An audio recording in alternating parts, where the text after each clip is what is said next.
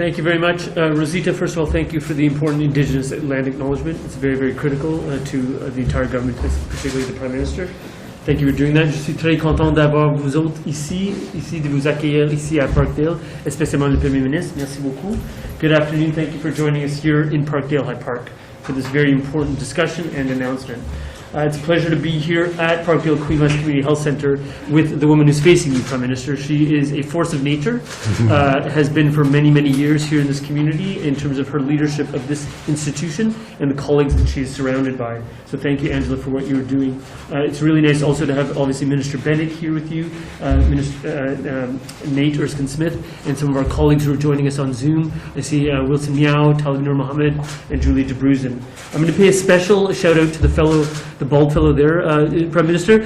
He's a very good friend of mine from high school days, Dr. David too, but he represents a lot of what you see in the great healthcare professionals around the country that have taken on a cause such as this. He's always had a strong social justice orientation. In my discussions with people like Dr. Rai and others who are part of the service provider team, you'll never find a more sincere and genuine devotion to helping people who are vulnerable, and I think that exemplifies everything that is going on. And I'll just say very briefly that to all of us that we've obviously been dealing very strongly with having a science-based approach to the COVID-19 pandemic, and that's been important. But we've also heard a great deal about the shadow pandemic, which is the opioid crisis that is claiming lives month after month after month, and in some months it's been exacerbated.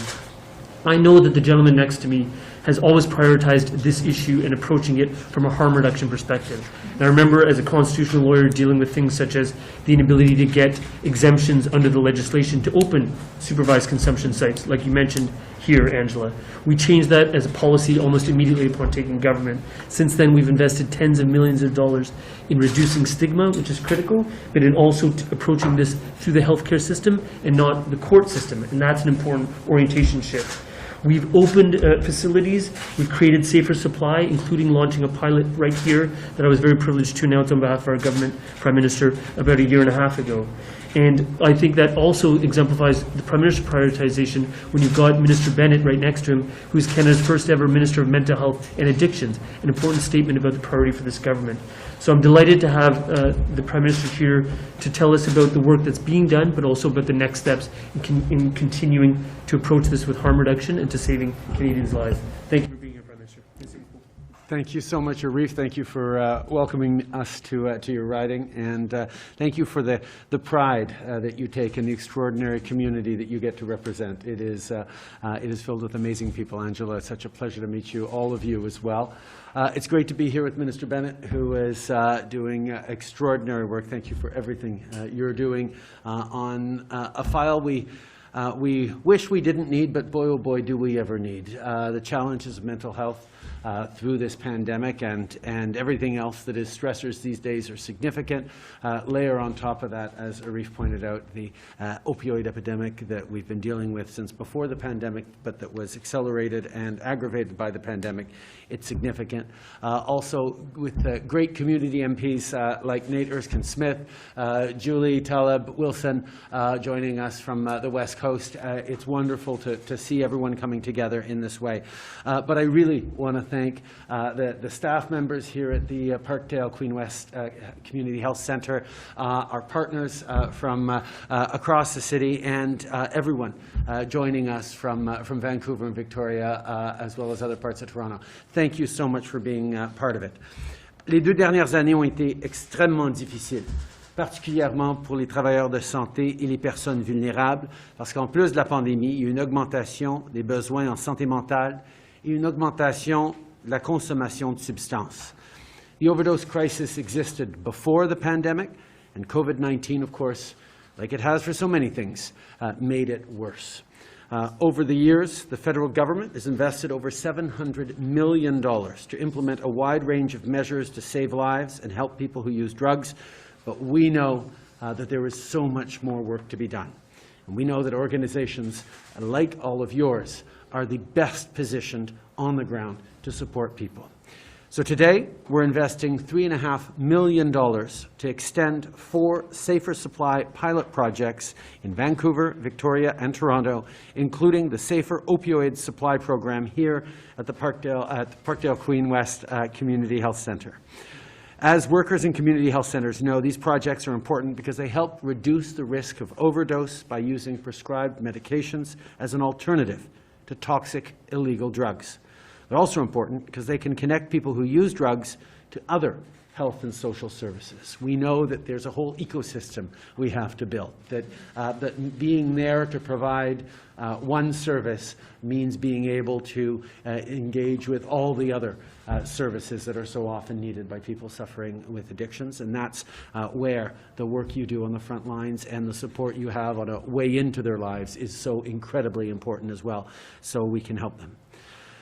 En 2020, notre gouvernement a commencé à financer ces projets pilotes en Colombie-Britannique, en Ontario, au Québec et au Nouveau-Brunswick. Ces efforts permettent de continuer à fournir un soutien communautaire aux personnes qui en ont le plus besoin et à sauver des vies.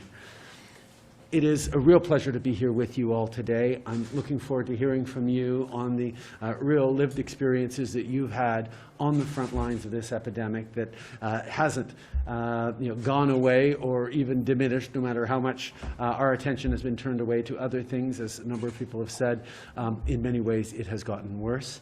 And one of the things we've learned from the pandemic, and we're learning from crises, is you can't ignore them.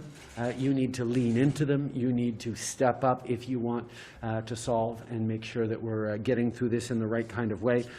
So learning directly from you on what tools you need, what tools we need to use to build stronger communities, to create that sense of belonging and connection with community for people who have often been marginalized by so many things and by life, but to bring them back in, to give them the support and set them in a place where they can find themselves a path forward is so incredibly important. So thank you for being here, and I'm really looking forward to the conversation.